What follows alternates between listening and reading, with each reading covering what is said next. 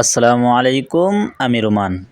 এদিক সেদিক না তাকিয়ে নির্বাচনের ছুটি পেয়ে সোজা চলে আসলাম শ্বশুরবাড়ি।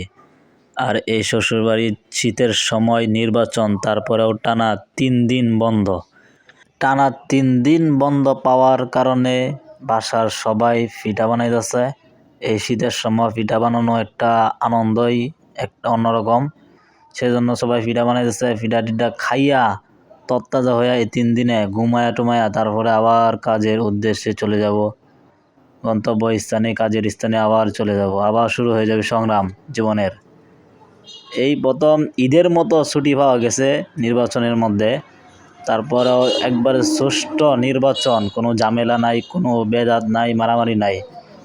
তাছাড়াও বইছি এখানে, তারা পিঠা বানাইতেছে আর আমি আর জান্নাতে দুইজনে মিল্লা বাদাম খাইতেছি চুল্লা। কি করমু, বয়ে বয়ে বাদাম খামু আর পিঠা বানাইবো, পিঠাও খামু। এমনি দিনকাল কাটবো, নির্বাচনের দিনটি এভাবেই চলে যাবে ইনশাল্লাহ। ভিডিওটি শেয়ার করে দিবেন।